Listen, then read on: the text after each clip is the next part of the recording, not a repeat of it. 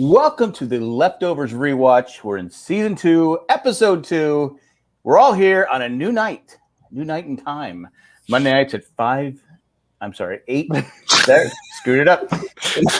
8 p.m. Eastern time, 5 Pacific, 6 Mountain time, right? 7 Mountain time? 7 is Central, yeah. Nobody cares. Central, who cares? There's East Coast and West Coast. Everything else in between just doesn't matter. They're flyover states. Nobody cares. I'm kidding. If you're in a flyover state, I apologize. Anyway, how's it going, guys? Great. Good. Yeah. Hey, what do you have behind you there? I kind of wasted a whole Sunday forcing myself not to do any leftovers research, but it's okay.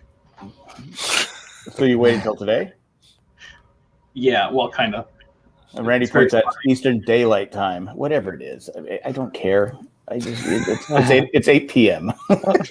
Don't throw that. We don't need the extra D. Pardon the term. I used to live on the West Coast, so nothing mattered. It was just like, okay, yeah. Whenever it gets around to us. I've never been good with time zones, so like I'm promoting the show. Hey, come watch at 7 Central. I'm like, you can just figure out the rest. If you're not Central, you can figure it out. That's because who's it? Arizona doesn't switch. Is it Arizona? There's one state that Arizona and that one weird town in the West Wing that they drove through on the train. Oh, that's right. Yeah. Train numbers wrong. I want to say Tennessee did their daylight savings time, did away with it, I think. But I'm not sure. I don't care. I know it was a campaign issue, but anyway. All I know is that Arizona had some departed, and Jordan didn't. Yes, that is true. Absolutely. Great segue. Yeah. So we're here to talk about episode 2 of The Leftovers, and we see Nora going to Kevin's house, and she finds a baby. And now I'm having a little deja vu here. I'm like, what are they doing? Ethan, I'm going to ask you. This scene, I didn't go back and spend the time to watch the final scene of last episode of season 1, but is it just that scene or was it reshot? I don't know if they did any reshoots. Right. It looked the exact same. Okay. I was trying to figure it out too, and I didn't have time to go back, and I was thinking the same thing. Okay, did they go back and reshoot this, or is it the same? I'm wondering if it was probably shot at the same time, but they might have had several takes. So that's probably they do that. Because obviously it was the same course of events, her finding the baby, and then her looking at Kevin and Jill and the dog. But it felt slightly different, and I'm guessing one reason it felt different is because we didn't have the voiceover, right? True, that's a good point. Yeah. Of Nora. I mean, it's just her walking up and finding the baby. Yeah. Have we talked about this before? Did Tommy learn his parenting skills from his mom? We'll talk more about that in episode 3. Okay, because I'm just curious because, he leaves. I mean, anyone could have come along and a dog could have come by. The dogs are pretty crazy there in the town. And that's a good point, yeah. That baby could have been hurt. Yeah. So, Tommy, you lose 5 points. Jill. Well, in his defense, I guess he's not been around home for a while, so he may not know about the dogs. Just saying. Okay, let's just say this. Anybody who leaves a baby alone by itself anywhere, he deserves to have points taken away. Hey, absolutely. Jack, what's surprising is that he didn't put it under the mailbox, right? Yeah. 2 points. He didn't tape it under the mailbox. Well, wait a second. This has come up many times about what could have happened to the baby. Babies, like it's almost a trope. It's a cliche to leave a baby on the doorstep. Is it just because it's an orphanage that it's okay? It's not okay now. Like he knows his dad's going to come home. He knows Jill is there. We have rules now. He didn't know they were coming home. There was a chance they didn't come home. Yeah. Maybe he went. Maybe he hid out. Maybe he hid behind a bush somewhere. No, he did. He walked away with his mom. Sorry, you're really in the negative here. Well, we're gonna assume that he dropped the baby off before he found his mom, right? Right. Yeah. You're gonna need double jeopardy. Or he asked his mom, "Mom, what should I do? Let's just go leave at the door." This is going down a dark path. We're literally doing what they're doing is going back to season 1 in the second episode of season 2. Let's go. Okay. Jill's feeding Lily with one L. At least they didn't leave the back window open. We don't know that. Kevin just got off the phone with the FBI, and nobody has reported a missing child. He called his old pal Agent Claney. He was talking to him. Did he really get off the phone with the FBI? Yeah, I'm sure he checked to see if there was a missing baby. Because the last thing Kevin wants is a baby, right? Are we? Yeah. Yeah, probably. Yeah, right. In that moment, for sure. Yeah. But the very first thing he wants is a family, and that is part of it. Yeah, I get it, but it's like, we'll see as the episode goes on. Kevin's going back to his old ways. But in this scene where Jill is helping out, there's already a noticeable change, right? Yeah. I mean, it's night and day. I mean, she just went through a life and death experience, and she's much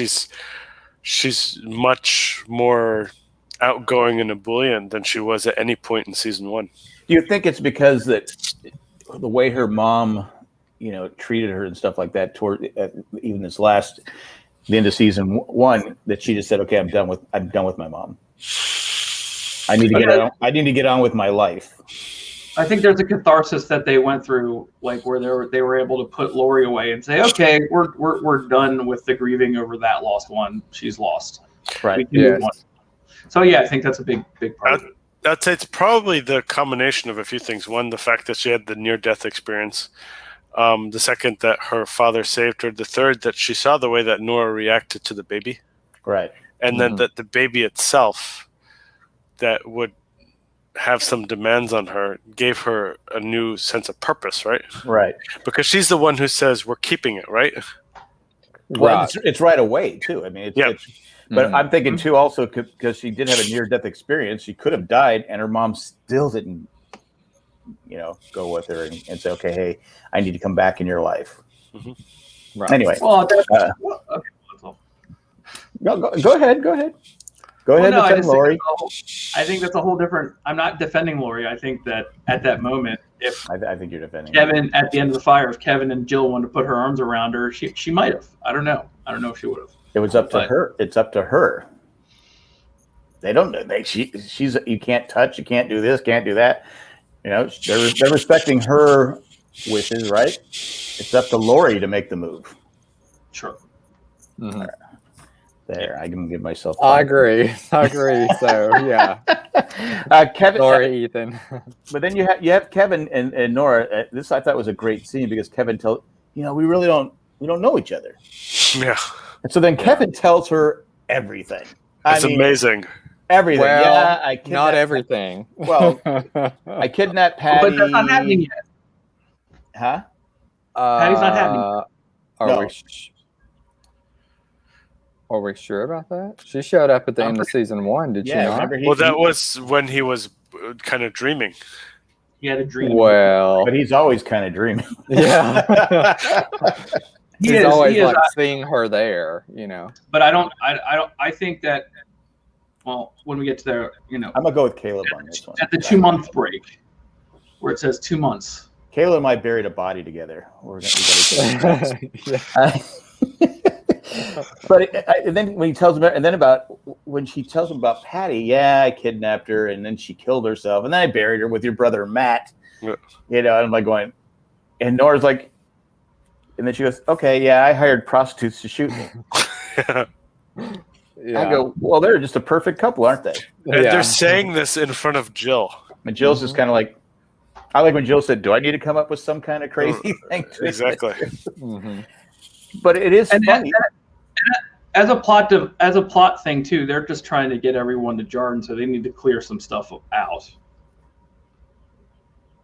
Yeah. Everybody froze. Is it me? No, it's just you. No, just the I saw the. We all read the Kairos. Yeah, we were reading the comments, so we were being really still. I didn't hear what you said. Ethan, go ahead. Oh, we're having technical difficulties. Okay. Yeah. Say it again. You were saying they needed to clear. Oh, and now he left. Okay, he gets 10. He's minus 10 points now. I'll tell you what Ethan said. He said that they needed to clear that stuff up so that they could get them to Jordan. It's almost like a plot device. Some loose ends. It makes sense, but it also does sets one of the key themes of the story, which is that they have this brutal honesty with each other. Right? Mm-hmm. Ethan, don't you also think it kind of sets the tone where it's not just that they wanted to clear things up to get them to Jordan, but also kind of to set one of the markers for the Kevin-Nora relationship being like the brutal honesty, right? Yeah. To give us this impression that, things are okay, even though there's red flags later. You know what I mean? But if I had told someone, like say my wife, yeah, I gotta tell you the truth. I kidnapped this woman one time, and I was going to let her go, and then she killed herself, so then I buried her. There might be a little different reaction. Sounds like a very unbelievable story, doesn't it? But we'll circle back to that later. I think Nora believed it. She was just like, she even apologized to Jill. She said, "Yeah, I lied to you about the gun. Yeah, mm-hmm. I won't do that again." And she didn't have to offer that information because she really didn't lie to her. I mean, no, she knew she had the gun. She just didn't have it in the purse at that moment at that dinner. Right. But I do like how Lori or Jill, and this is how I was like promoting the show tonight, is that, it's okay. Because that's really a theme moving forward. That your craziness, it's okay. It's okay. I'm still going to love you. I'm still going to be a part of your family, whatever. And I feel like that was a big moment. And to have Jill say it first, but if you notice, Nora continues to repeat it. Right. Which I think is important. Well, I thought it was a great, like Laura said in the chat, it was a great scene. I thought it just was, like I said, it was one of those I thought Kevin might say a little bit, but they even threw Matt under the bus, her brother. Yeah. But anyway, it's 2 months later. They're driving, and what I like about this scene is the truck looked like it had been traveling. Mm-hmm. The truck was dirty. Mm-hmm. It wasn't, a lot of shows you see where they're traveling, they get out in the cars. If you've done any traveling at all, you got bugs hitting your windows, you got dirt. My wife used to go, "Hey, let's wash the car." I go, "Why? I go, by the time we get there, it's gonna be dirty again." But we have to wash the car. But I do like that they into detail they made sure the car was dirty. I'm sorry if my memory is incorrect, but is there another scene between this? I don't know. I just wrote 2 months later. 2 months later, we're in the laundry, right? Yes, the laundromat. We're in the laundromat with the screaming Lily and Kevin. That's why I'm saying Kevin's already. Oh, I'm sorry. 2 months later, I got ahead of myself. I was about to say we've got a few more scenes. Yeah. We know 2 months later. I feel like the music is a good indicator that he's trying to get Patty out of his head. Yeah, if not already seeing her, in person. So I mean, I guess it could have developed over the course of 2 months, and he may not have been seeing her in that moment when he spilled his guts. Well, to Nora, he's definitely hearing her, and that's why I think he plays the music so he doesn't hear her. Right? Yeah. I think we can pinpoint like it every second he sees her. I think they did it really well. I don't think he did it between the fire and that conversation. I don't think he saw her then. I agree with Ethan. Oh, I see what you're saying. Yeah. I see what you're saying. Yeah, but I think I think the 2 months leading up and that 2 months later, he's been doing nothing but seeing Patty. Yeah, I think she's there almost constantly. So when he looks over in the laundry thing and he sees, besides the rack of white shirts that's hanging there, right, right, he also sees Patty. Every time he looks over and he's in his truck and he looks over, he sees Patty when he's. Yeah, even though we don't see anything, right? It doesn't show us. He's seeing Patty, and I would go as far as to say that at that moment, before we actually see the first scene of him talking to her, I'm gonna say that he sees her, but just out of the corner of his eyes. Yeah, he's trying to his peripheral vision. Totally, he's trying to ignore her. And that he's doing something else so that he doesn't turn his head and look straight at it, because if he looks straight at it, it's going to look at like that Disney picture of Caleb that we shared. She would drive you crazy though, Patty. I mean, if all the people that could haunt you, Patty'd be probably my last choice because she's such a pain in the ass. Kevin.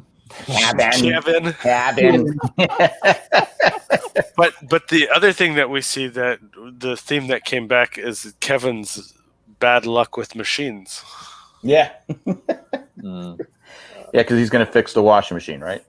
Well, first the washing machine's broken, and then he tries to fix it and uses his kicking to try to fix it. And Did he see Patty there too? Because he stares at Oh yeah, totally. In the basement. yeah, he stares Totally. at something, and I'm like going, oh, he sees Patty there too. Totally. And that would, I mean, if obviously that's why people get locked up a lot of times, because they see people. But that would really drive you crazy, right? That you're Well, seeing. I just found it weird that they kept saying Kevin's father hears voices, but we actually, at some point, see Kevin manifest someone else. Mhm. My personal opinion, he's manifesting Patty. So is Kevin's dad? Was he also seeing people or just hearing them? Oh, who, Kevin's dad? Yeah. I think he needs help.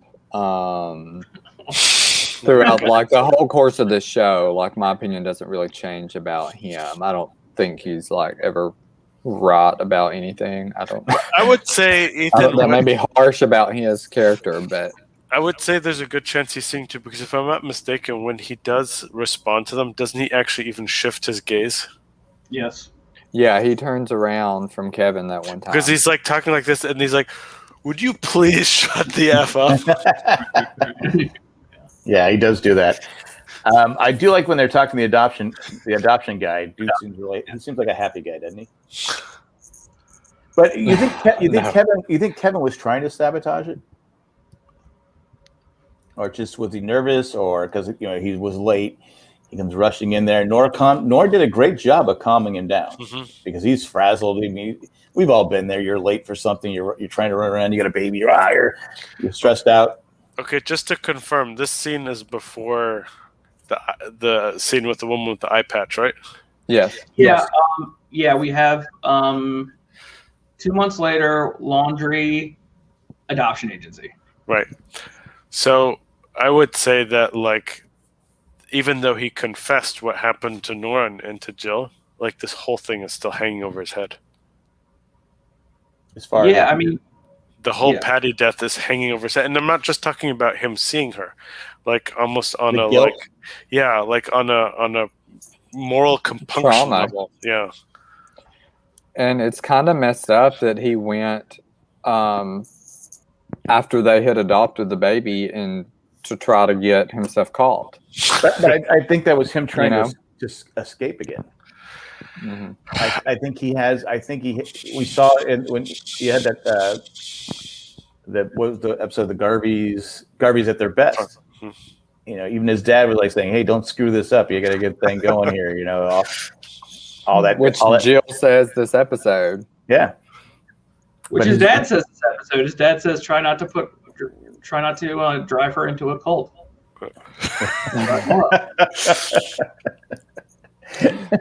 Yeah, he's like when he said, "I like Lori," I was like, "What? That meme or whatever?" And then he was like, "But I like Nora better." And it's like, "Yeah, I like Nora better." I mean, I think, Jack, you're right. There's like a certain self-destructive streak that tends to come out when things are going well. Because he even says when the adoption guy says, "Okay, she's yours. Would you want to adopt another baby?" And Kevin's like, and Nora said, "No, one is fine." And he goes, "Okay, you can have Lily and all that stuff." He goes, "All right, we get Lily." And you can just see they pan to Kevin's face. He's like, "Oh my God, last thing I want is a baby." Well, I wouldn't go that far. But I think it's because of what he's going through right now. The last thing he needs he's is a baby. distracted." Right. I mean, he can't. He's not. He's functioning, but barely. You see, I think that would have been his reaction regardless of the outcome. Like, if they hadn't gotten the adoption, he would have been equally frazzled. It's not like if they hadn't gotten the adoption, he would have been relieved. Well, because he knows Nora wanted it. Mm-hmm. And that's what he was trying to, yeah. I think it's more like Jack in a situation where, like, the adoption went smooth. That's great, but you know what? I still have all these other problems. Right. And I think that's really what we're seeing on his mind. Okay. Right, and he's keeping them to himself, and he's not telling Nora, and that's making it worse, and he's not acknowledging that he has an issue right now. So, what do you guys make of? Hey, everyone gets a baby. You have a baby. You have a baby. if you look kind of normal, just giving a baby, this constant ripple bureaucratic stuff we're seeing. Well, was there more kids that needed adoption after the departure? I was about to say, is there ever confirmation? I mean, I know we know like the percentage of the population, but is there any confirmation of how many were like adults, how many were kids? Nora would have the data, but she doesn't disclose that. I really think it's just more evidence of that we're in an upside down world. Things seem normal, but it's in certain pockets, it's the complete opposite of how it used to be. So, it used to be very hard to adopt a child, and now this guy has seen some things, and he's like, these people look great. We have extra babies. Take one. Yeah, it's interesting.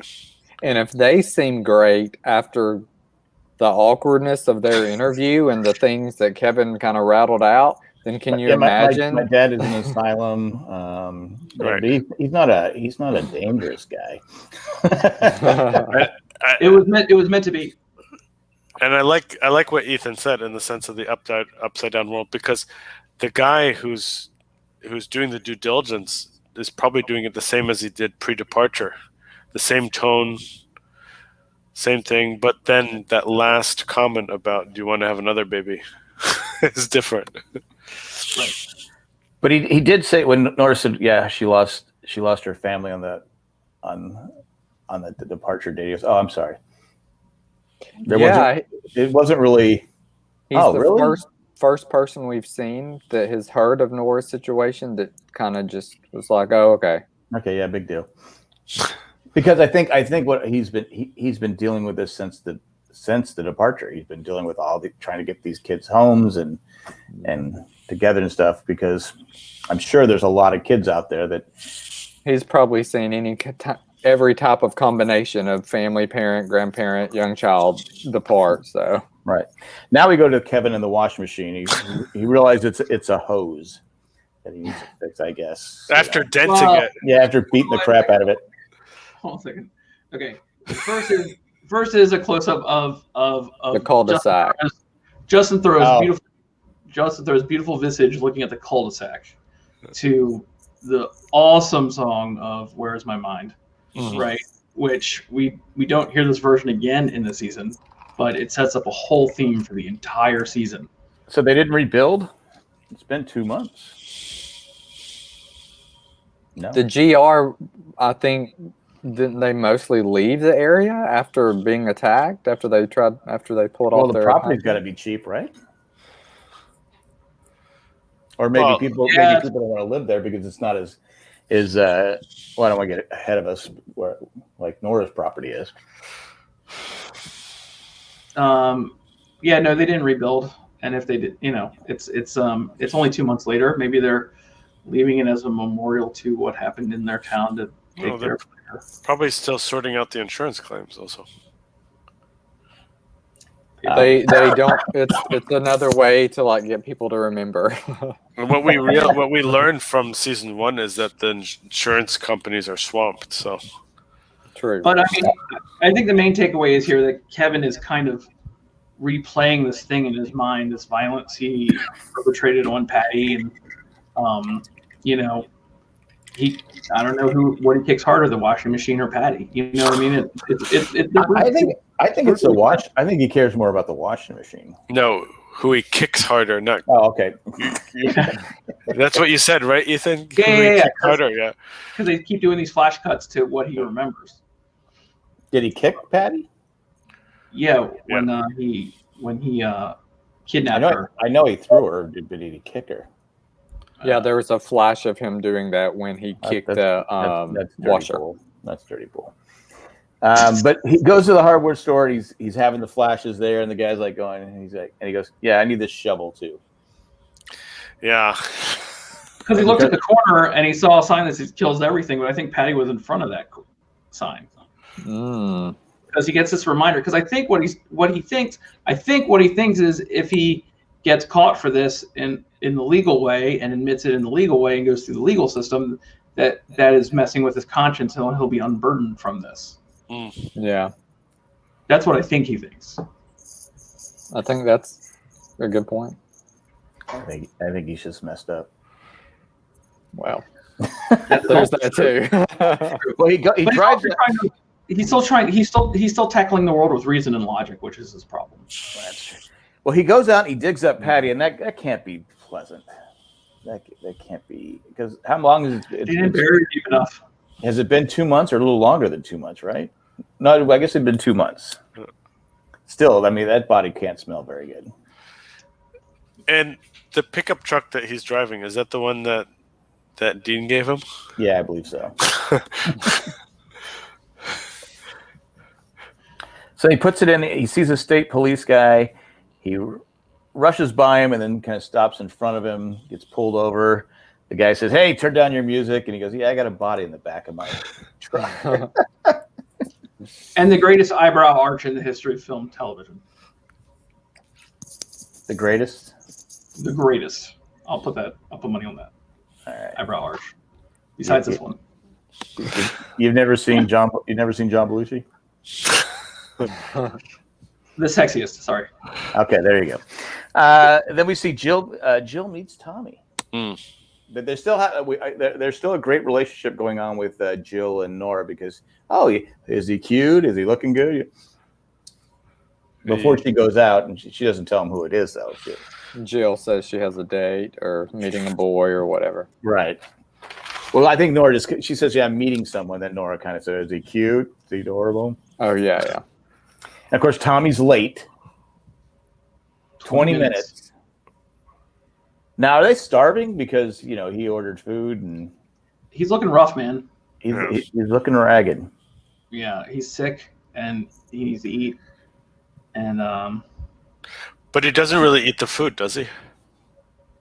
Well, no, I don't think he feels good. I think he's sick. He's like sneezing and stuff.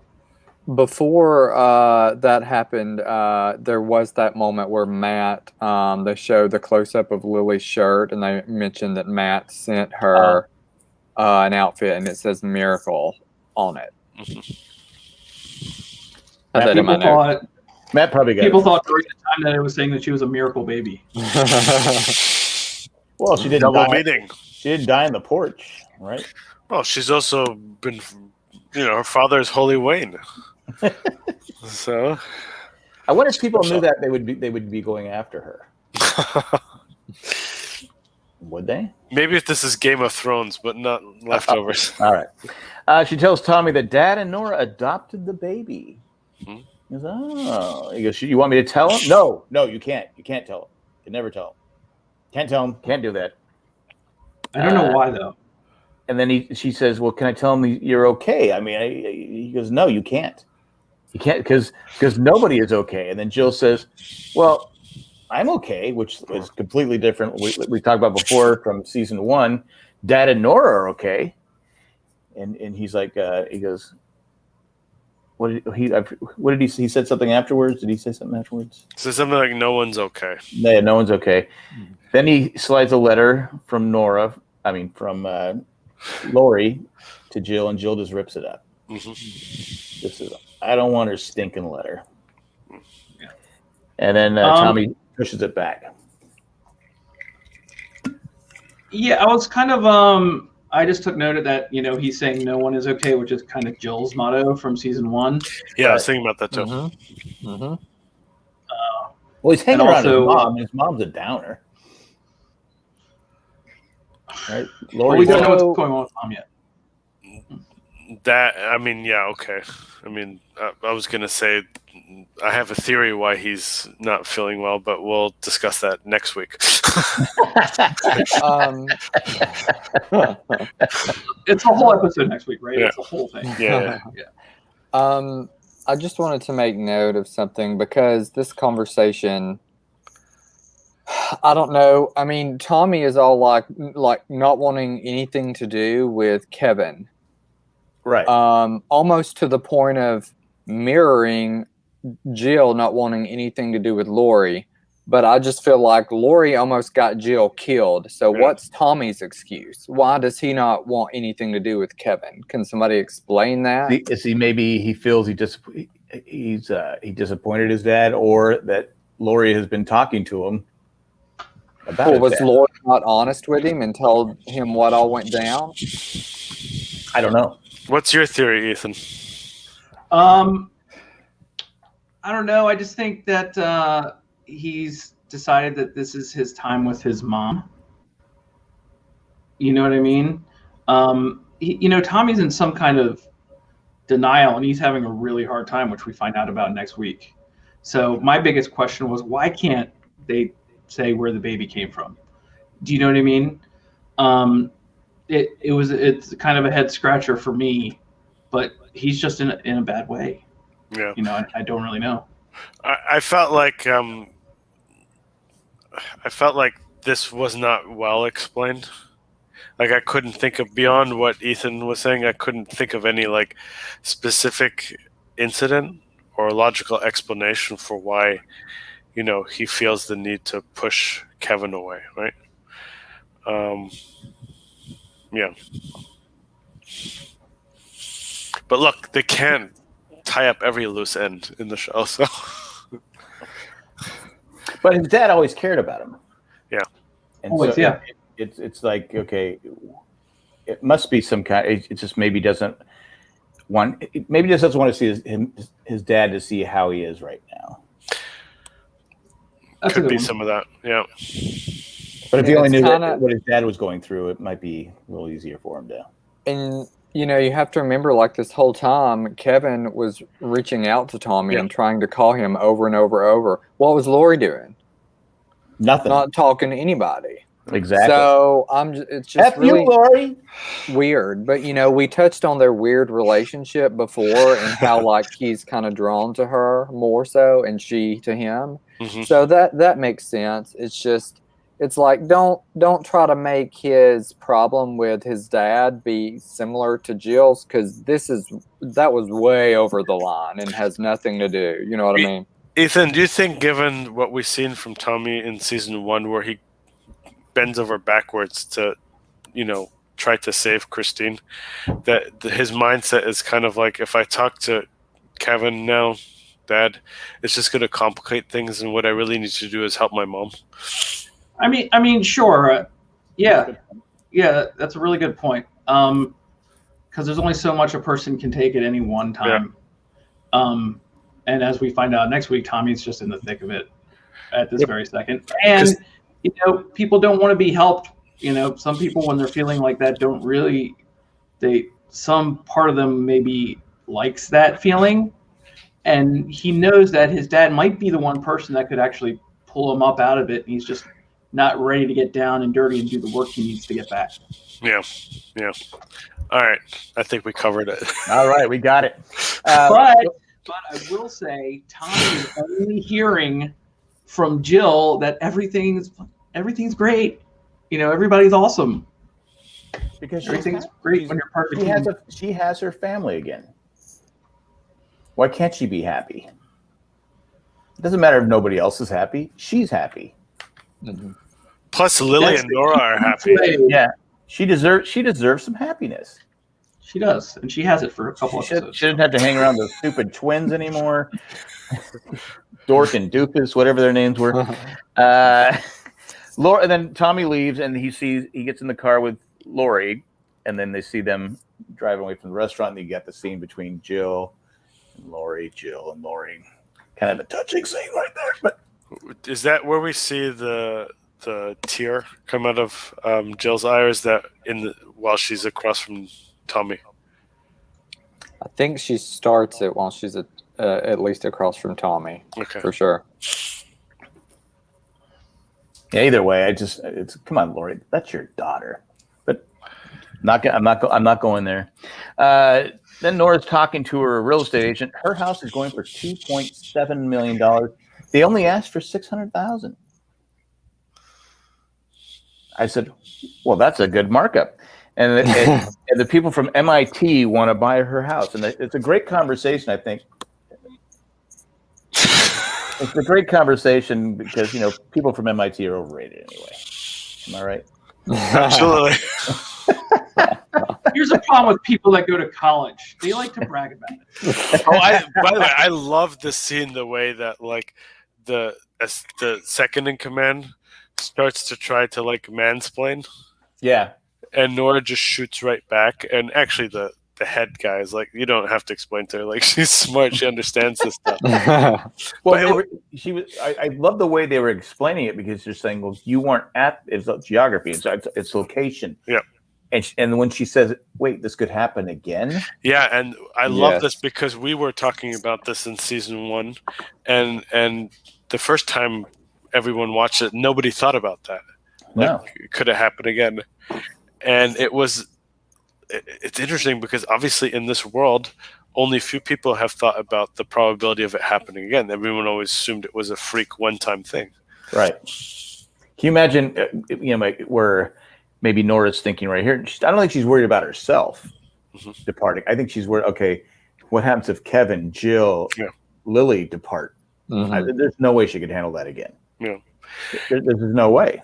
And what's interesting is that, I mean, this whole notion of, what is it, Ethan, what's the term they use throughout the season for Lens? Secondary departure? Yeah, okay. Oh. So she knows about departure from the questionnaires and about potential fraud involved with that, right? All right. And it seemed like an eye-opener to her that somebody actually linked geography to it, which is interesting because we don't know how much she deals with the data, right? In season 1, they talk about like she doesn't have access to it; she just collects it, right?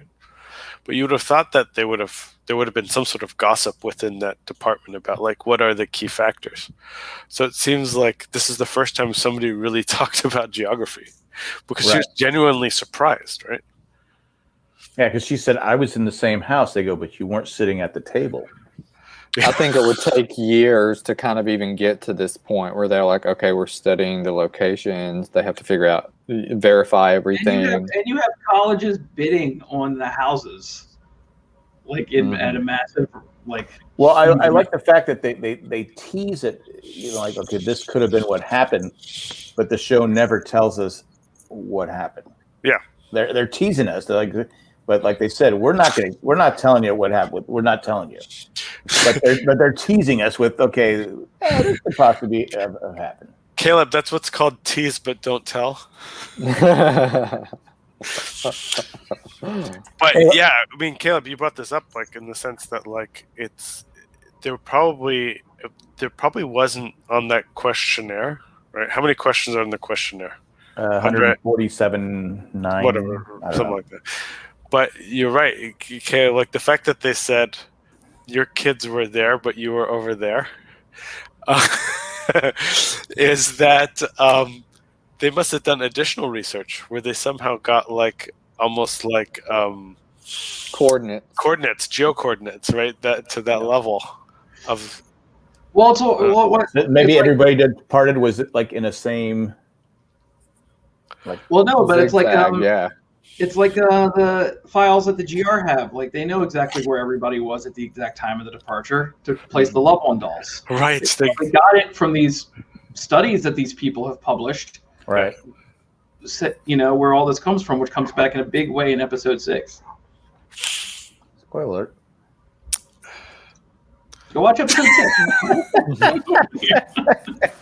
But I think the big takeaway is that Nora feels like she could lose everything all at once again. Yeah. And this is starting to, I think probably this is the moment when she feels a little bit cursed or partially to blame. We already know that she was in like an argument a little bit with her kids when the departure actually happened. Right. But I think this is starting to sow the seeds of she's like internalizing this to maybe there's a problem with me. I mean, if these things were to happen, say like every 2 or 3 years, 4 years, how could you live your life knowing that okay, oh boom, out of nowhere you're gone. Now you're gone. I'm gone. But that's how we live every day. That's what's so important with the show. I mean, it's not departures, but people could die at any time, and sometimes there's no closure, and there won't ever be. And not to make light, I mean, there are things, but this is something that can't be explained. Whereas most of the time, okay, as tragic as it is, most of the time you can accept people that are, kidnapped and never. I don't want to get too gory, but kidnapped and never heard from again. They're messing for 30. They never get. You're right. They never get closure. And there's times that something happens that you can never accept. That's what happened. But yeah. Anyway, then we go to Kevin, and he has handcuffs on. And did we get the agent's name? Patchy. Did we get her? Makepeace. Is that her name? Makepeace. Something Makepeace. She comes in, and I like how she says, "Do you want to ask me my eye patch?" And Kevin goes, "Well, no." I go, "Well, come on, now I want to know."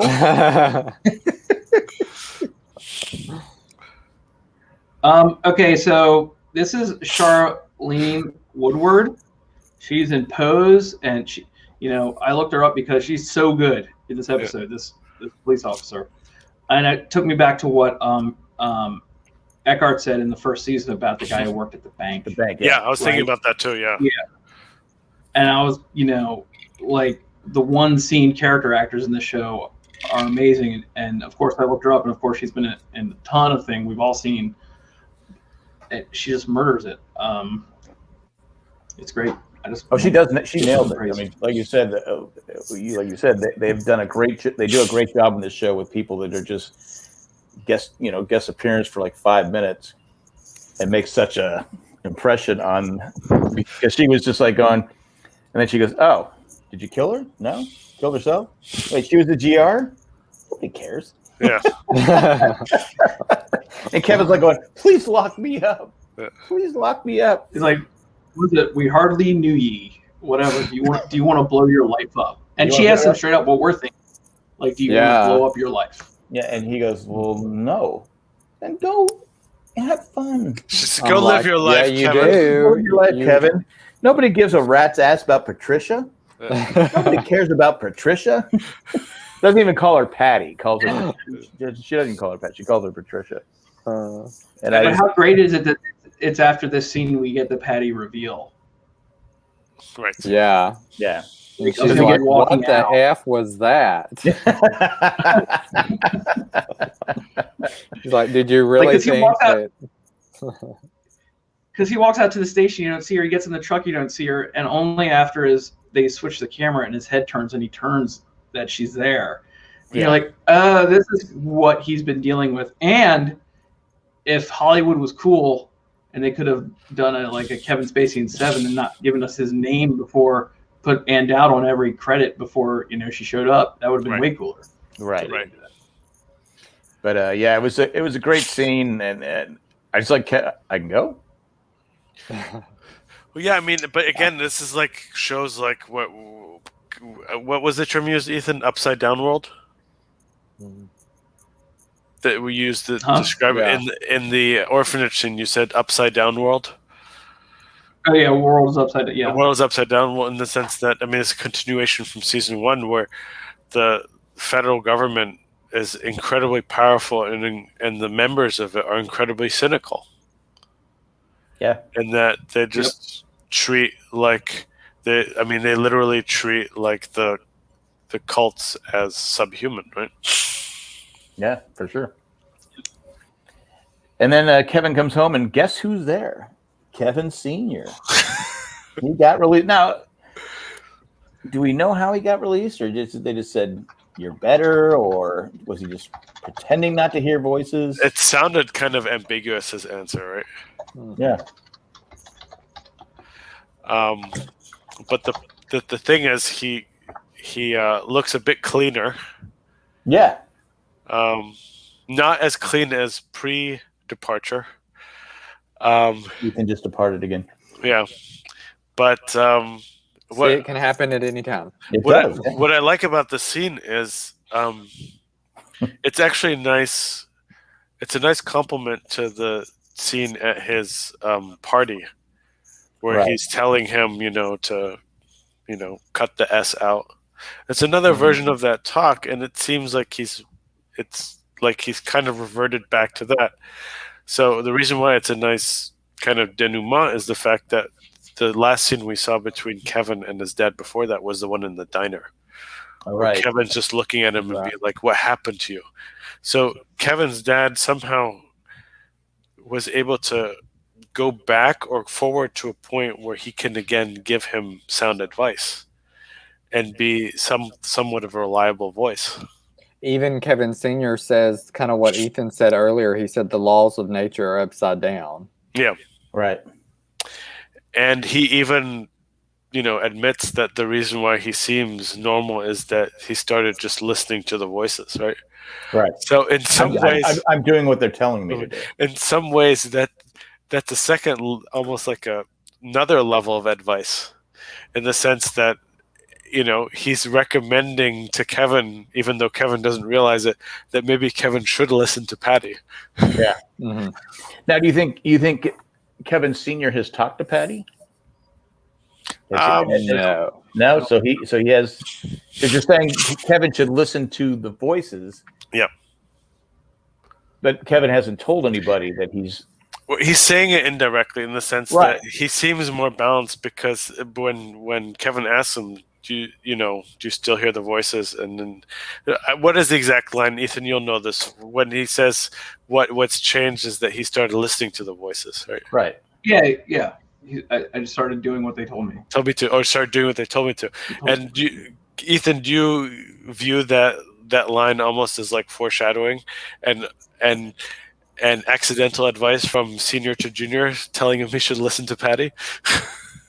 150%. Okay, good. You're the numbers guy. 150% is a real thing, and yes, I agree 150% with that. Yeah. But if you're Kevin, you don't want to listen to Patty. Kevin. No. Kevin. Yeah. I bumped on that too. This is the first time. This is the first time we really hear it. Kevin. Well, shit, Kevin. I mean, Ethan, while you were out, I mentioned how much I liked the scene between senior and junior, because in some ways it kind of paved over that really painful scene in the diner. Also, Ethan, not to brag, but while you were also out, I mentioned that Kevin Sr. says that the laws of nature are upside down, which is very similar to what you said earlier. And not to brag, Ethan, none of us knew you were gone. What? No, I'm kidding. He just EV'd his way out of here. While I was gone, I had a revelation. Mm-hmm. No, I didn't. Okay. I do like it when Nora goes, "Why don't you guys go talk?" She hands him Kevin's cigarettes, whereas he spent with Lori trying to hide them all the time because Lori was judging him for smoking. Well, that was a really big deal when he was clearing the decks out in Mapleton. He was like, "Oh, and I smoke." Yeah. Yeah. Like, and he said that with like such confidence, like, and I smoke, deal with it. Like, I'm not going to stop. Well, that's where I draw the line. I think once you've gotten to the point where you bury a body and she's not offended by that, so I think smoking is bad as it is. Yeah. Ro asks where the fish are at. Fisher? Oh, okay. Oh, where's the fish? I'm sorry. Oh, okay. Oh. I thought it was like, where's the beef? What? I was told there'd be no math. Let's see. But then that's when we talk about before they're walking. He goes, yeah, I liked Lori. She was a terrible mom, but I liked her. But I like Nora better. Don't screw this one up. Yeah. Because I really do believe Nora is good for Kevin. Absolutely. Yeah. She grounds him and makes him, she loves him. They're actually good. Be honest with you, they're good for each other, right? Because I think they do care about each other. Yeah, I think they really do. It's good to point out here that Australia came up again. I was about to say, this is the second count. Yeah, he's going to Australia to start the world back up again, right? Yeah, he said right here to not move. He's not moving. He's just it's a long-term long. I forget the term he used, but Randy, you're right. Nora is good for everyone. she is. But I do like except for her original family. Too soon. That's your thing. Give yourself 5 points for that one, Jack. I like that. I do like the fact that they're purposely ambiguous about why he's going. Yeah. And to be honest, he might not even know why, right? Yeah. Well, to be fair, it's like, okay, Kevin's probably happy he's going, right? Yeah, so he doesn't have to deal with him. That's one less thing off his full plate. Yeah, because I think that's what he's thinking. Okay, I got to deal with my dad now. I got to deal with Patty. Drive me crazy. I noticed that Jill and Nora have a great relationship. They're just like, it's almost like they are they? It's not a mom daughter thing. It's more like an aunt and niece. Yeah, or an older sister, younger sister, where they actually get along. Yeah, they just have a great, and like I said, Jill is like night and day. Jill. Or and then, quote someone from Caleb's neck of the woods: peas and carrots. They're like peas and carrots. They say that in the South.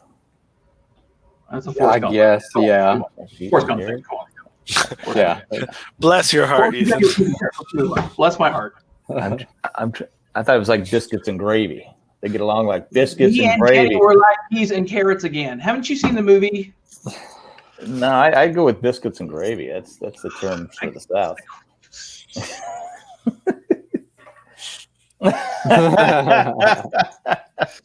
All right, so we move on to dinner now, right? At the restaurant. At the restaurant, and the guy's a little uppity. What restaurant are they at where the chef says no? He would prefer you don't change anything on. This is the way you're going to get it. Suck it. This is the. I'm paying a lot of money. If I don't like something, I'm going to tell you take it off. This is my just now theory. Are you ready? Sure. Okay, I think the chef. I think Ethan. I think that the chef, maybe his life is also in disarray, and the only thing that he can have control over is these meals, and that's why he doesn't like to be thrown off. I get that, but if I'm paying money, you need to learn to adapt. Well, he probably he had half his restaurant depart, so he's like, I don't care if you walk out. Because there's certain things I like and certain things I don't like. I mean, I just say this something had cream cheese on it. I don't like cream cheese unless I don't know what's on there. But once I know it's on there, I'm not going to like it. So I will eat stuff with cream cheese in it, as long as it's overpowered with other stuff. All right, so we're on an anti-Semitic rant now. Okay. The burnt bagel from season one. Burnt bagel, no cream cheese. I'm starting to feel unwelcome here. Yeah, I'm sorry. I would put butter on it, or peanut butter, or a hamburger, peanut butter bagel, hamburger bagel, something like that. But yeah, then Kevin's just kind of staring there, and I go, "What's Kevin freaking out again?" He goes, "You want to move? You want to leave? You want to leave?" And Jill says, "The restaurant? No. Let's move. Let's leave." And everyone says, "Okay, let's go." So they're on the move. And that's when you see the truck is dirty and all that fun stuff. And it's such, a wide shot, and it feels like, okay, we are world building, right now, which I thought was a great kind of introduction into them heading that way. I thought that they did that very well. Then their miracle. Go ahead. No, it's just you really see the breadth and the depth of everything that's going on. These couple episodes, I would usually, my usual line for this is like, my favorite thing in the entire world is the back half of the season, right? But, I'm paying extra attention now to this front half and just seeing these big sweeping shots, and you're getting all the information you need now with like the shitty Burning Man that's happening outside of the town, and everybody trying to get in. It was just spectacular to watch again. With the music. I thought this was like where they're crossing the bridge, right? Driving into town. Well, they're not there yet, though. Okay. Sorry. Well, they're at Miracle National Park, and then you see everybody. The lady comes up. we'll buy your your Wristbands. wristband. Yeah. We've been here for 2 weeks. And he goes, well, we live in here. We don't think we need to. Anyway, going like that. But it reminded me of the 60s. Mm-hmm. You know, like you said, they're lit, the sun, all that different stuff. And now they cross the bridge. Go ahead. And I mean, the whole thing is probably the most cinematic shot of the entire series. And it was almost like a Lindelof's ode to like Jurassic Park, right? In terms of like just panning out and that really giving that sense that, you know, you as the viewer, but also as the main characters are about to enter something really special, right? Right. And I like Ethan said, that you have this shitty Burning Man in front of it that is a semi-permanent encampment that is really showing you that there's some form of a threat that's knocking on the doors of this enclave. But do just like. to piggyback. Go ahead, Jack. No, go ahead. No, I was going to piggyback on what you said about the 60s. Like, yeah, man, it reminds you of Woodstock 60s, but if you're hanging out for long enough, you find out that it's Altamont 60s. And, yeah, that's my big metaphor for the show. Go ahead. Well, what I like is, though, they get there's like, it seems like there, because I kept saying if you don't have a reservation or whatever you don't have, turn before you get to the bridge. Don't come to the bridge. It's probably what happened. We saw was that last week where someone came to the bridge, and Michael saw them getting tased, and they probably came there without having proper, without the authorization to come across. But then Kevin gets out, and they go, "Hey, you gotta get that dog quarantined for 60 days. 60 days." And Patty said she'll take care of the dog. Would you trust Patty with your dog? No. I will say this, though, because a lot going on. Go this way, this way. There's all those people inside the visitor center and all this stuff, that the park rangers are pretty calm. Yeah. And they're pretty helpful, considering, and maybe they're just thankful that they live there, or do they live there? It's weird for me because what we've seen so far with employees of the federal government is the cynicism. Yeah. Right. And these people are like, there are two things. One is they're calm in the face of like Kevin flipping out. Right. And I'm sure he's not the only one flipping out. Right. Right. And then later on, we see how deferential they are to John. Right. Right. So that it's weird in the sense that they're obviously separate from the town, but I think you're right, Jack, in the sense that they feel like some of the miracle luck rubs off on them. Yeah, I mean, it's just because I've dealt with the public before, and I mean, anyone that has, you try to be as nice as you can, but there's just sometimes you can't be nice. Mm-hmm. And there's everything's going on. You got people that want something they can't have, and that never goes over well. But I thought I said nobody was rude. Nobody that works there was they were just all polite. Yeah. I really want you guys to do me a favor. I really want you guys to do me a favor this season. We see this park ranger, right? This one park ranger, the guy who says he wants to see the police and everything. And we got to find out when he steals the picnic basket. No. Hey. But I just want you guys to pay attention because I think we see this dude play multiple park rangers through the season. Interesting. Or the same guy in different hair configurations. I swear he shows up a lot. Well, that actor is part of a triplet. He's got two brothers. Does he really? No. Ethan, just to confirm, you're talking about the guy who, the one who quarantine guy, or the one that does the where he tells them their house burned down. Yeah, that's the one I'm thinking about. The one who asked them to, the one who lets them into town, who asked them to see the back of their truck. Oh, okay. See if nobody snuck in. That guy. One comment about the visitor center. I love the style that he uses for this visitor center, and then that center that they use in HBO Watchmen. I think there's a similar. He uses the same style for that in the sense that they're the most technologically advanced, like federal centers that you'll ever come across because they don't exist in the real world, right? So it's almost like an idealized, visitor center for either, a federal parkland or something else. Do we ever find out why the dogs have to be quarantined for 60 days? Yeah, because they didn't want to work with a dog in season 2, like they did in season 1. Okay. So they quarantined.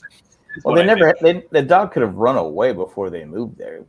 It's the one thing that Kevin though he likes is the dog. Yeah, dogs he was shooting, not more than 3-4 months ago. Now he loves that dog, right? And for 60 well, they say the greatest love in the world is the love of a father for a pet that didn't want the pet, right? I've heard that before. So, yeah, he loves the dog, but this whole quarantine dog situation does come back. It's a bit foreshadowing. Yeah, okay. Kevin bumps into a guy that Michael was praying with last week, right? Yep. He goes, I can help you with your problem. Yeah. Now, doesn't John say the same thing? Or does John say, I can burn down your problem? Is that what it is?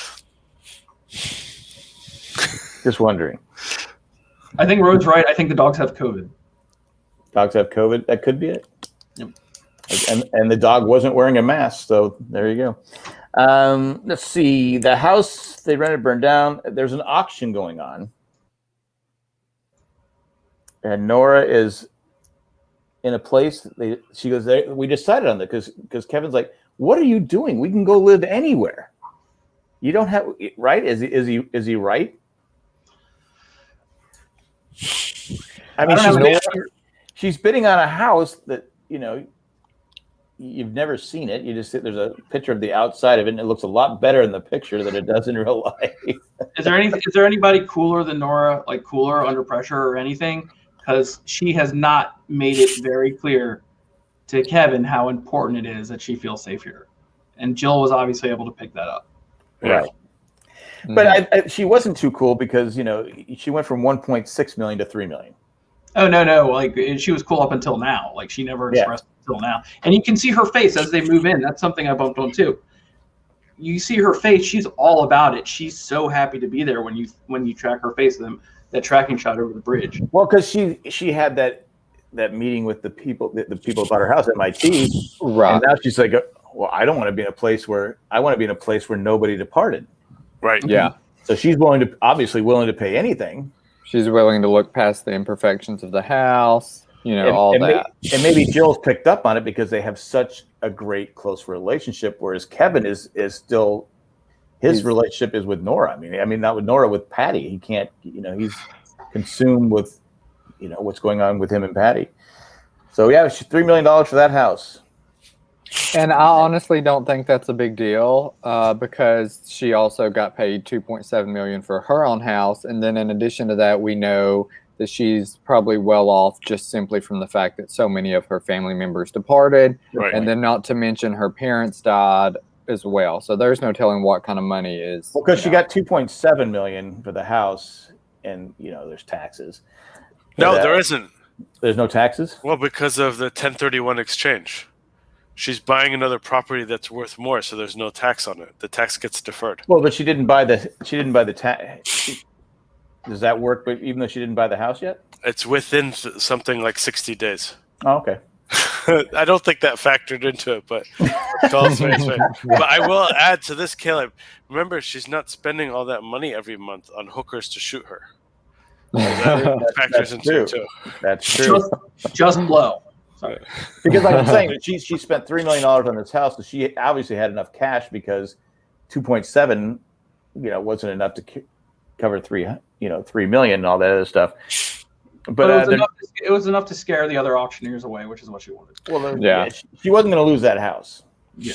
She knew she was going to get it, and she wanted the process over with right there. By the way, this is like, what the hell? Yeah, but this makes sense because she is Matt's sister, so that gambling streak runs in the family. Oh, that's true. That's true. Let's see. They're driving through town. They see Moses. they go by Matt's house, and Matt's living in a garage, and Matt's happy. Mary seemed happy, right? Yeah, Mary seemed happy. Yeah. What? I don't know. She's Mary. And they go, well, can we stay? Well, there's not a lot of room here, but I have a tent. And I like how they're talking, and then that's when Kevin and Matt are kind of agreeing, and then Nora says, so you guys buried a body together, and now you guys have each other's back? Yeah. Okay. You told her? Yeah, we kind of told each other. Okay. If I help someone bury a body, which I've never done, I would hope they wouldn't throw me under the bus later on saying, hey, he helped me bury a body. Right? I mean, if you're gonna, I mean, I don't know anyone here that's done it, but if you buried a body, the last thing you want is someone to throw you. I want to do jail time because someone threw me under the bus, right? But Matt doesn't seem to care. Right? Nothing. You don't think Matt should have had a different expression other than, or is that just Matt? I think Matt's got a lot of other stuff going on, and he's not focusing on that. Then they're laying in the tent, and he obviously sees Patty, or he's hearing Patty, and he gets the headphones and turns them on. How is his hearing? that can't be good for his hearing. It's not great, Jack. It's not great. Okay. That's what I'm saying. And then they go to the house, and we find out $3 million doesn't go a long way in miracles. That thing's a dump. Yep. But Nora's happy. We can make it work. It's fine. And Jill says, I'm gonna go claim a room. And she goes, no. And they run up the stairs, taking their life in there. I mean, you don't know if those stairs are they safe? Then there was an empty paper towel roll on the floor. I like that. Mm. Does that mean anything? There's no geographical solution to a There's no spilled orange juice. problem. There's no spilled orange juice on the floor, but and then Kevin needs to smoke really bad, so he's trying with the gas stove. This kind of parallels John's scene in the first episode, right? With the sink. With the garbage disposal. It does. Except it's almost like inverted in the sense that like Kevin is seeking risk, and John is trying to avoid it. Right. Yeah, it's a great point. Mm-hmm. I mean, I'm not a Absolutely. smoker, but I just don't think that's a safe way to light up. It's incredibly stupid given like the state of the house. Yeah, I mean, but I don't think Kevin, like you said, I don't think Kevin cares. He's just like but then he slips and fall. Well, he falls because Patty comes in, right? Patty scared him, right? Then he cuts his head open. They come, Kevin.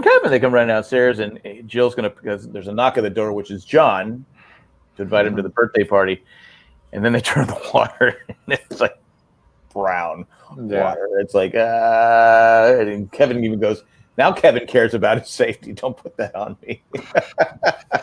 But doesn't Jill say like, just wait, it will clear out? It'll clear out, yeah. Yeah. The optimists in the family know. It's still crappy water.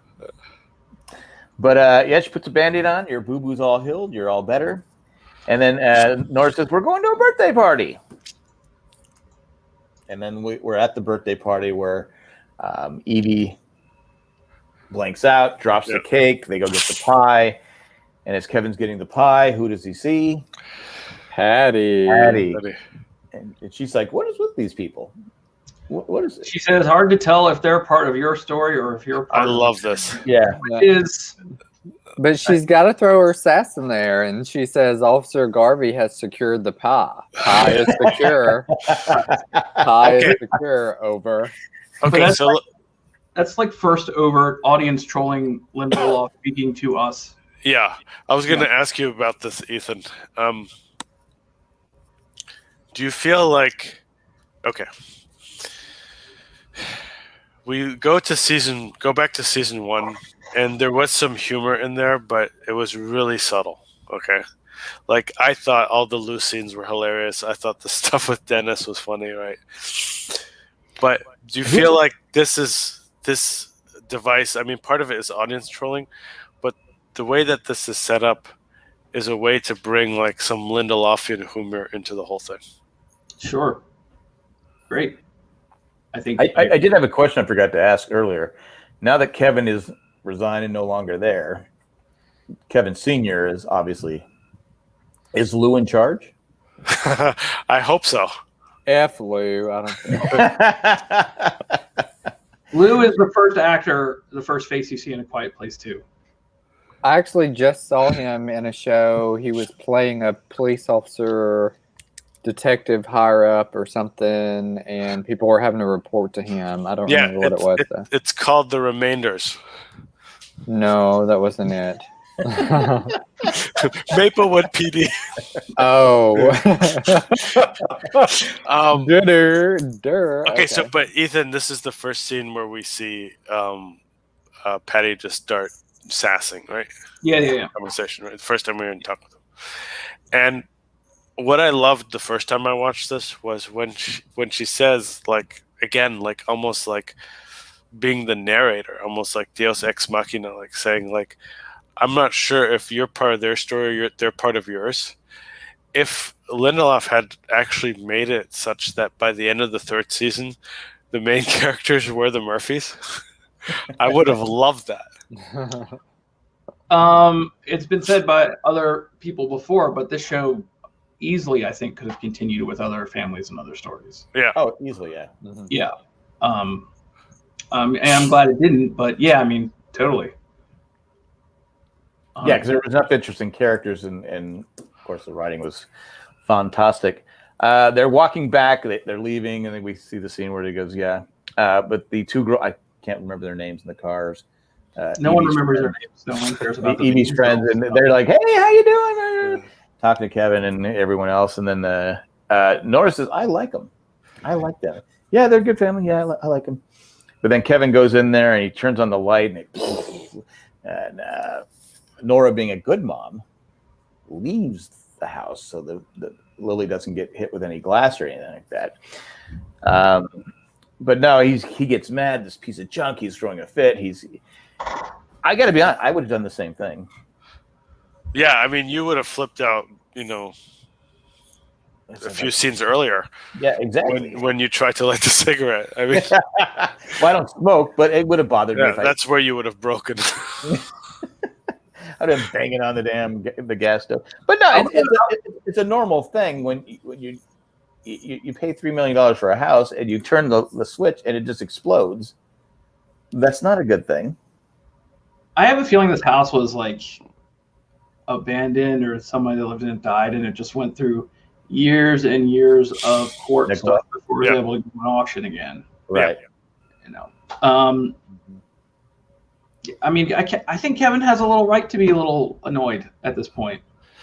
He's got a lot of stuff going on. He's got a dead person talking to him, and he's in a house. Unfortunately, he could tell Nora that, and Nora would accept it. Yeah, and he's not doing that, and he's causing problems with everybody else around him, and that's the problem. Is the reason he's not telling Nora because he doesn't want to lose Nora?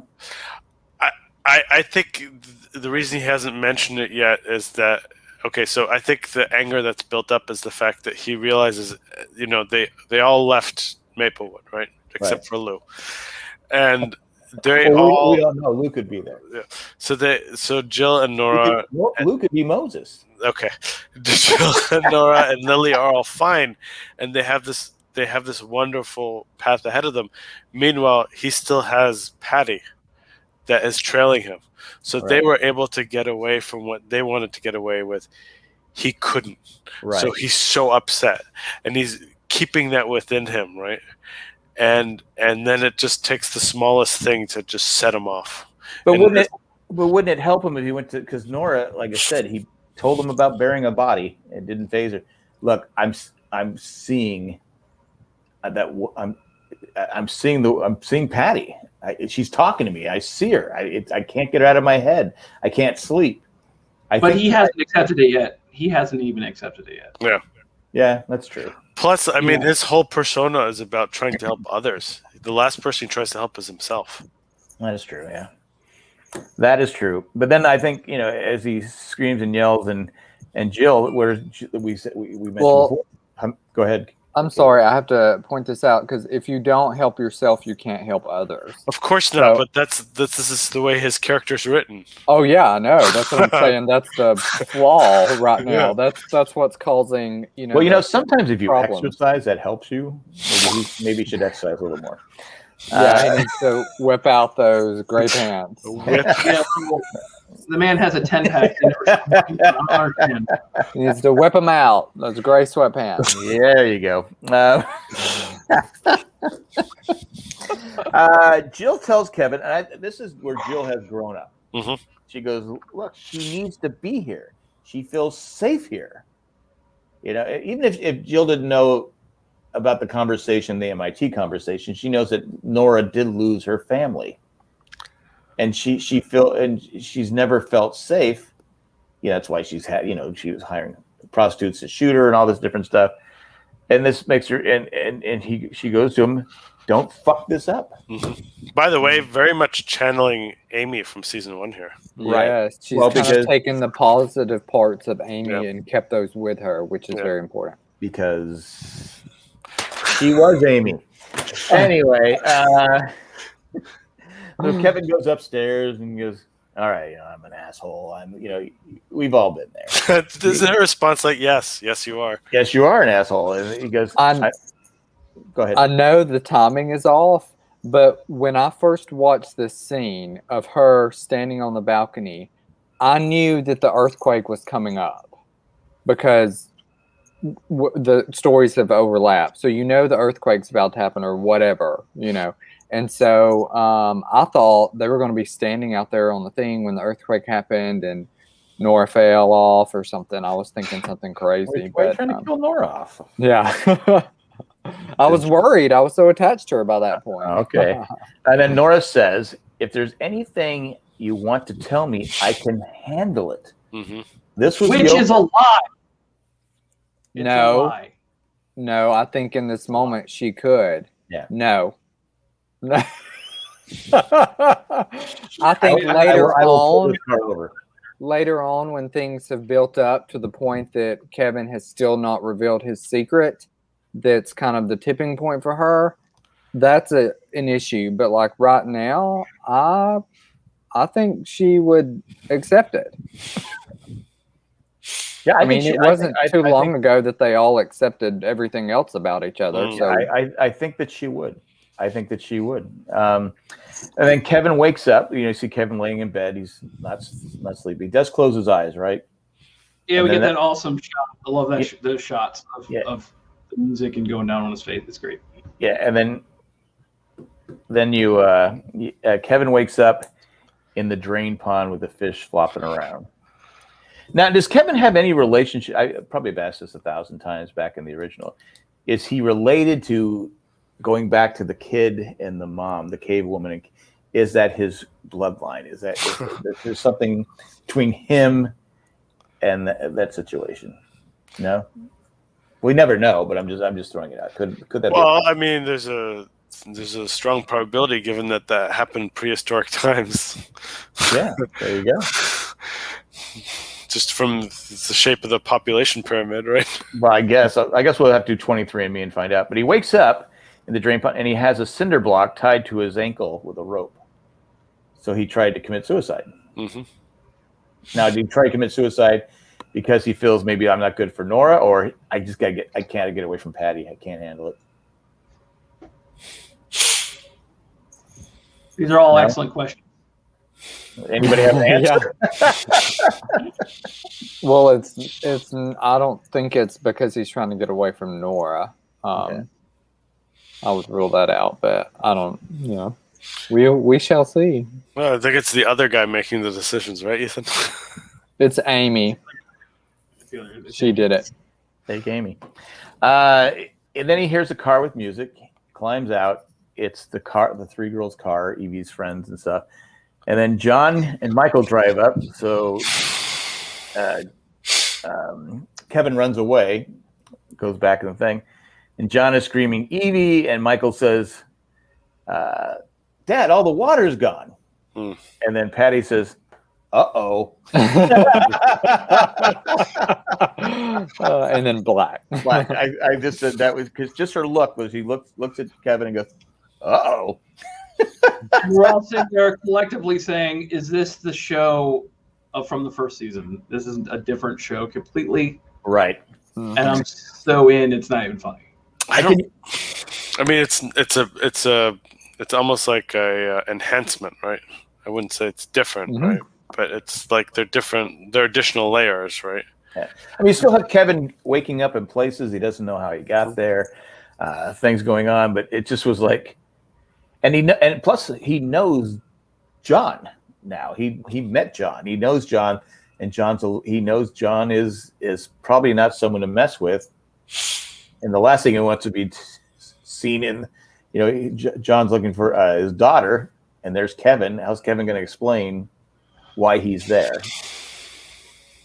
So I thought that was especially the ending was fantastic, because I remember when it happened, like, oh crap, I got to wait a week. And then they don't come back to the story next week at all. No. At all. Wait 2 weeks. Yeah. But I didn't know it at the time. Right. But I thought it was a fantastic episode. Season 2 is just amazing. And that's all I got. Mm-hmm. No disagreement here with the assessment. Yeah. It's just amazing. And, now's a good time ever to bring up like one of the main inspirations for this season and next season is a movie called Picnic at Hanging Rock, which is an Australian movie. And it tells you right at the beginning, and this is in many Damon Lindelof interviews, it tells you right at the beginning, these girls went for a picnic at Hanging Rock, and some of them disappeared and they never came back. And so what he got from that was, well, let's tell people right up ahead that we're never going to solve this mystery. Let's have a story. And that's basically, it's no homage to that movie, and it's a way of totally deflecting from the sudden departure. Like, who's asking about the sudden departure after this ending right now? Like, we're asking about, well, what's going on with Kevin and the missing girls? You know what I mean? It's just exactly. Because there's just more mystery about what's going on with the, the whole season 1, season 2, the whole, the departure, everything that's been going on since we've been watching this show is a mystery. But it officially falls into the backdrop of that's the world we're in. Like, this is totally the world we've built. That's where we are, and now this is happening on top of that completely. And, we're not even dealing with so much of the feelings, which we will. We're dealing with the real central Lostian type mystery of... Do we know how many fish were harmed in this episode? 108. 108. 9 times 2 times 6 times 7. Do we have any spoilers there, Ethan? Oh, we've got many spoilers. In this big thing with Nora and the proximity comes back in Lens with the demon Azrael, you guys remember that? Yeah, so, I mean, not really a spoiler because nothing comes of it, but, I do like at the very beginning when, they're all in the circle of trust or whatever. It's okay. It's okay. It's okay. I feel like Nora just completely accepted Kevin's story, even though it sounded like crazy, unbelievable.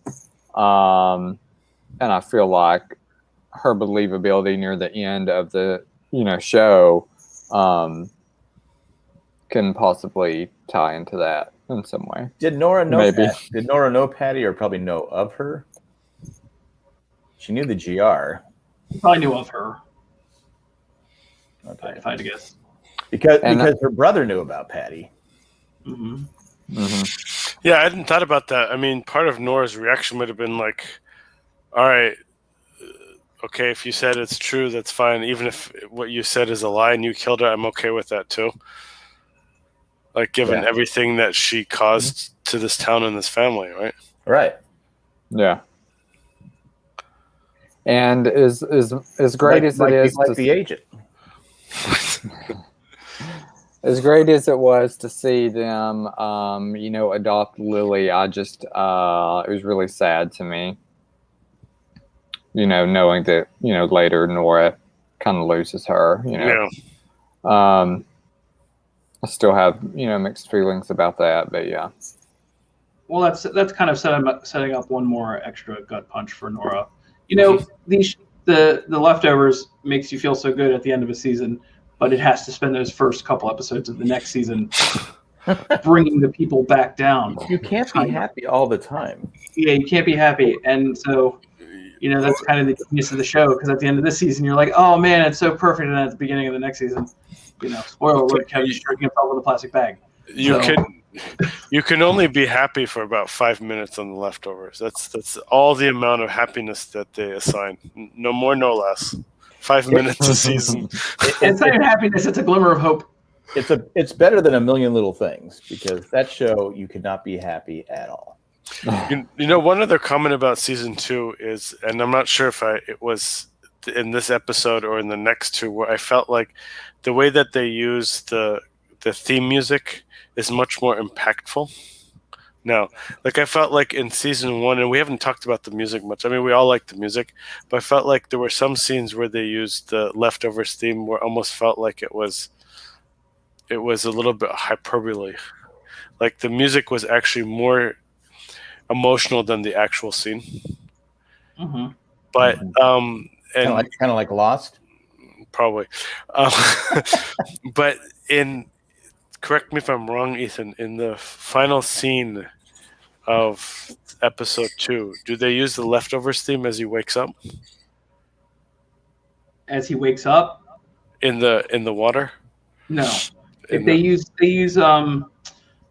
there's a couple movements that he has, right? A couple movements Max Richter has for certain things.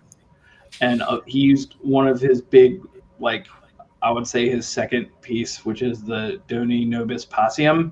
Yeah. That's the one, that's like the Kevin going to sleep one and closing his eyes. Okay. And then Go ahead. No, I mean, and then when he opens his eyes, it kind of goes into the echo chamber, kind of. Okay. How far is the lake from Kevin's house? Within walking distance. Okay. Well, I know he runs. There was a little thing when they're at Matt's house in the background, you do hear the Bellamy Brothers song "Let Your Love Flow." Let your love flow. And that comes back. Oh wow! That kind of comes back in a big way. That song will be in my head after that episode for a week. Yeah. And but how does Kevin know about the lake? Okay, so I guess I'm just asking questions. I just like to know. Well, if we're going to full spoiler, Kevin goes to see the man who said he would help him. He goes to see Virgil. Virgil tells him the only way to get this person off your back is to kill yourself, and I'll follow you into the netherworld because you have these shamanistic qualities. And so Kevin goes to see him. He tells him that. Sleepwalking Kevin takes the cinder block, ties it to his leg, and jumps in the lake. The girls see him jump in the lake. They say, this guy's a jerk and is going to die anyway, so it's not going to mess up our plans to skip town. And he jumps into the lake, and all of a sudden there's an earthquake, and he is saved by our Lord and Savior Jesus. Well, that was the kind of spoiler I was looking for. Thank you. Was it? I can do that. I mean, that's what you want. Is it Patty who later says God ripped that, the earth wide open? She was like, God split it wide open so you wouldn't drown. He also said, yes, that's what our answer is a magical black man on the edge of town. That's borderline racist is what that is. He also says that. Yeah. Well, and she also gives the history of her and Neil, and that's coming up in season 4. That's the 4th episode. Yeah. Jay really enjoyed talking about that. Kevin. I'm sorry. Jay really enjoyed describing that scene on the original Jay and Jack podcast. Oh, did he? Yeah. I think it was Jay and Jack podcast I was listening to about this episode where someone, I guess maybe Jay or someone else, had the theory that what happened to the detective's eye was that she had gotten an eye transplant from someone else, but that person departed, so the eye also departed. Oh wow, Well, that probably very was me. interesting. That probably was me. It sounds like a me theory. Yeah, that sounds like yeah. Jay wouldn't be able to come up with that. It was a good one. It was a good one. I almost passed it off as fresh, but You know, I wouldn't have remembered. you know, if Jay had tried to recite that, like he would have messed it up halfway through, because like that's much too complex for him. That's a fantastic theory. I'm trying not to just retread theories of podcasts I've heard. Like, I think that's what happened, because what's the big deal? What happened to my eye? I don't know. I think she was really. It's rude to ask what happened to your eye, right? There was probably some Deadwood fight. I think that goes back to the topsy-turvy, upside-down world. I think that she's like, are you not going to ask? Because at this point, most people are just being super blunt. If somebody walks in the party like, what happened to your eye? Like, like you said, most people wouldn't, ask that. But I think in this new world, the majority of people are just being like, well, what happened about that? And so him not was the exception to the rule. I'm guessing, Jack, that one of the reasons she asked, like, kind of was telling Kevin to ask him, is that she probably has like a bad joke where she's like, where he goes, well, what happened to your eye? She'd like lift it up and there's nothing there and be like, it departed, right? So like that, she could see that like she enjoys telling that joke to see people's like uncomfortable reaction. Maybe she was caught. It was in a Cylon prison camp. Maybe. I'm sorry. Spoiler alert, Caleb. Anyway. The XO. I like Randy's take. She's the Nick Fury of Leftovers. Yeah. There you go. Yeah. All right. I mean, it's such a good time, the show, isn't it? Isn't the show fun? It's for a show that's depressing. It's a lot of fun. For a show where every once in a while we have to remind everyone that we could all die at any minute. That's why we're watching the show. Sorry. Sorry, I'm like, hold up. We have a timeout in the podcast. We'll all die at any point in our life. Okay, continue. And by the way, please we're watching. Thanks. I thought I was going to live forever. Thanks, Caleb. Thanks. I'm the oldest here. I got a lot less time. So, that's Ethan, not necessarily true. On paper, Ethan, when Virgil talks to Kevin in the visitor center, right? Mm-hmm. Is he just kind of, they make it ambiguous in terms of if he actually can see Patty or sense something. Do they ever explain why he hones in on Kevin? Well, I mean, it really is. What's that guy? Kevin was wearing his gray pants. That's why. Anything's attracted to that.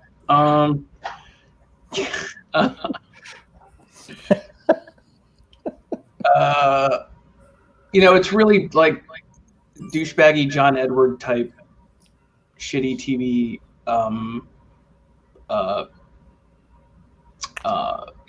mind reading type stuff, right?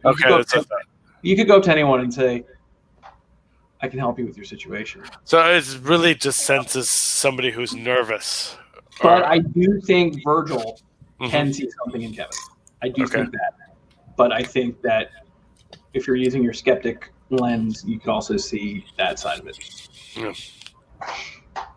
Sorry, I didn't mean to use all those bad words in a row. That's fine. So, but at this point in time, we should just assume that he's kind of like, what was the guy's name? Ezekiel?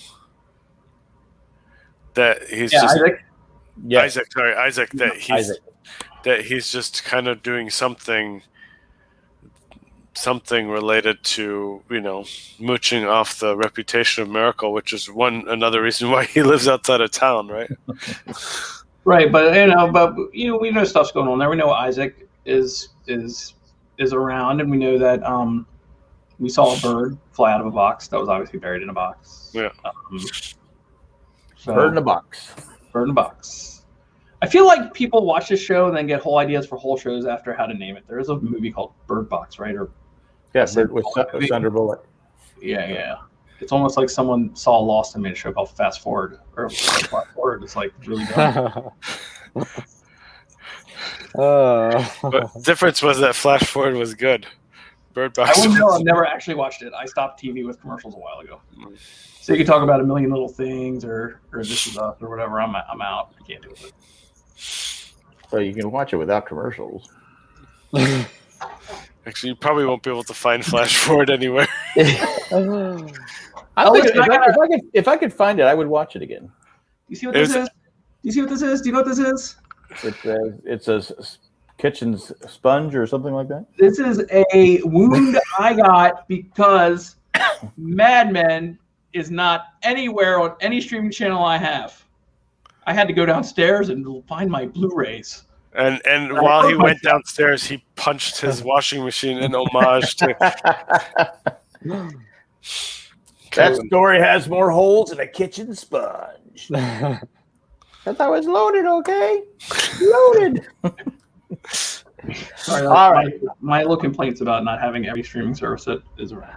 That just ticks me off. Who has that? I think doesn't AMC Plus. You have to get AMC Plus. To get AMC Plus. Is there? I didn't even know that. I mean, or you can buy it individually off of it. I didn't y'all know know- the streaming service. Do y'all know people who like actually pay for the premiere access on Disney Plus? Has anybody? Not you know. I can see doing it if you have kids and Yeah, that's why I was That's asking your if Friday y'all night. had.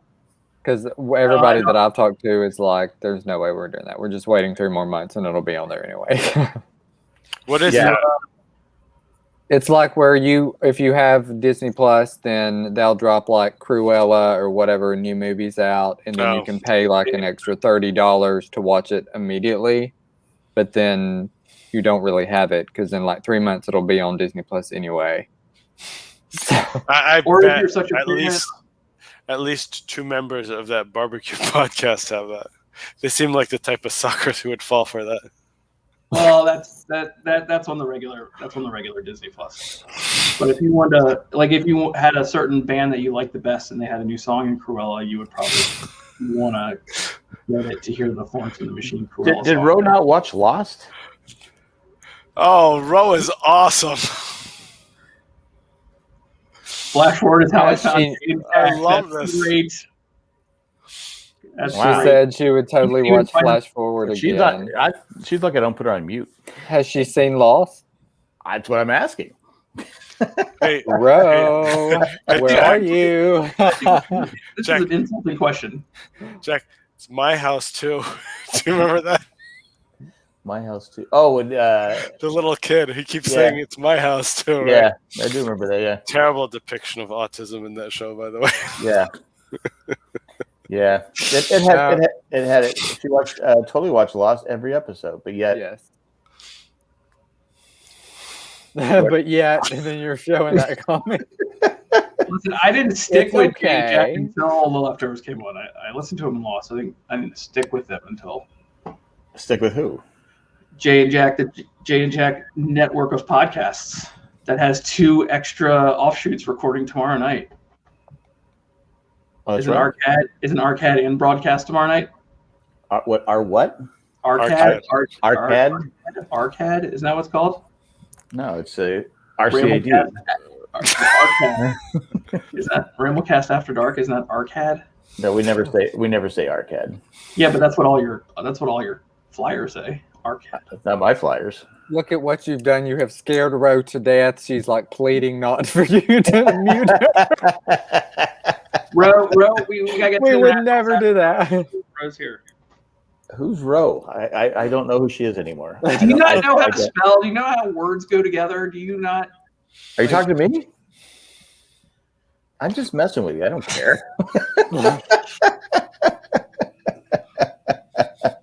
I don't actually listen to every Arcad because then they start talking about the Beatles and the umpteenth take of John Lennon's Imagine for the 84th time. So I don't listen to Arcad. Thank you. Ro, just say you love Juliet. You're totally fine. I think she hates If you don't, then he's gonna block you. I think the only Arcade episode I listened to was the one that was titled "Jack, Son of Jack Dread," which was obviously a reference to Uthred, son of Uthred. Oh, And then I listened to the episode, and it was so underwhelming. yeah. Because it was just a reminder to me that like Jack was working with a bunch of scrubs. I haven't finished that final season of what's that show called? Last Kingdom or something. Last like Kingdom. Flash Forward. It's called Flash Forward. Because I always bothered. I mean, I'm Uhtred, son of Uhtred. Well, no kidding. No kidding, Uhtred. We get it. Jack Red, son of Jack Red. All right. This show has gone off the rails. Yes, it has, as we like it. But Ro it's been says Monday you love night and it's still Juliet.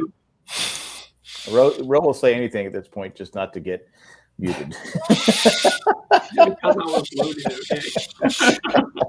Hey, Ro, D. Gibbons is a bad man.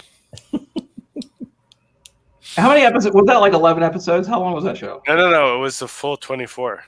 Flash forward? Yeah. That's a shame. Yeah. Huh. That was.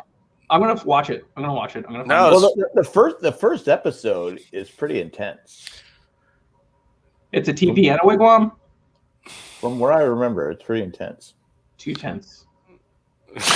No, there was. And we're getting spoilers, but the whole like Jack, you remember who Dimitri was, right? The sidekick. Yeah. His whole storyline was super intense. And then you had the FBI agent who actually killed himself in real life. The actor who played him. It brings it all back around, so yeah. we're all gonna die sometimes. Yeah. So, And what's his name? Who played Weddick? I forget the actor's name. He's a really good actor. Oh, I know who you're talking about. He also did the voiceover for NFL stuff, right? Yeah. Well, you had the fake Matthew McConaughey. You had the fake Dominic Monaghan, and then Dominic Monaghan joins the show, doesn't he? Dominic Monaghan was throughout the whole season. Yeah, but there's a fake Dominic Monaghan. There's a guy that looks like Dominic Monaghan. I always call the fake Dominic Monaghan. Anyway, Tell you in a second. if you have what's her name? She's not Juliet. Penny. Penny is in it. Oh, Courtney B. Vance. Who Yeah, plays that's he's it. great. Yes. He's Weddick. great, yeah. Yeah, he's excellent. Sophie Walger is in it as well. What's that, Ethan? Sophie Walger is in it as well. Penny. Yes. Yep. Okay, she's in a really good show called For All Mankind on Apple Plus. If anyone cares about TV, that isn't Yes. the word. That's the one I got to keep watching. All Mankind. Yeah. I've seen the first episode. I just stopped watching after that. It's on 2 seasons now. It lags a little in the first, in my opinion, but it's really good. It's really interesting. All Mankind. Talk about upside down world for All Mankind. Okay, so let me just say one more thing about Flash Forward. Okay, Please. there's a side character, right? Who's There's a lot of side characters. so there's the side character whose daughter was in Afghanistan, right? You remember the guy, right?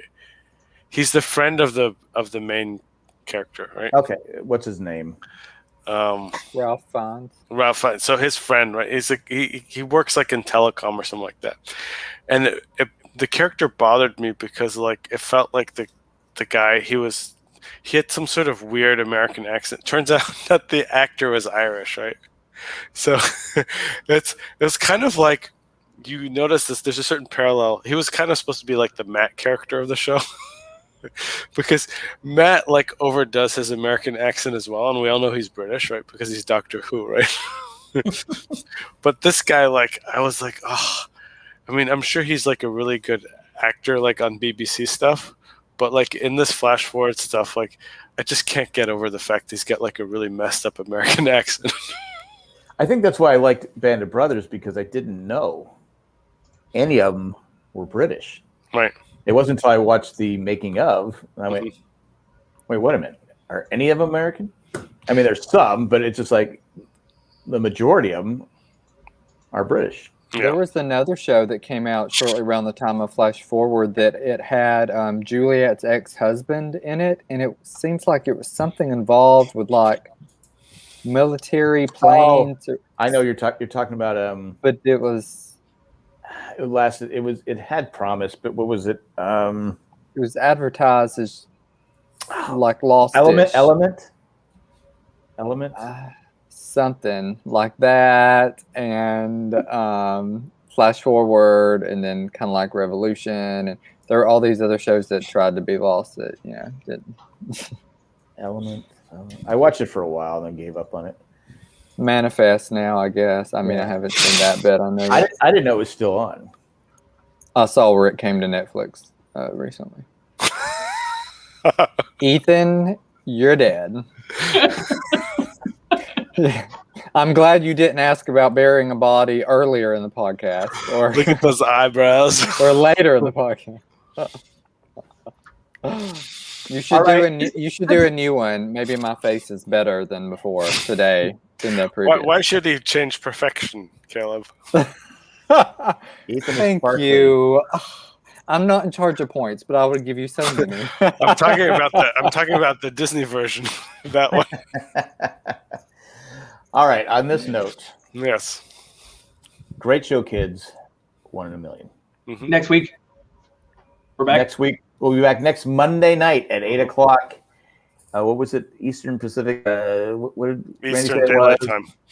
Eastern Daylight Time. Yes. Eastern Daylight Time.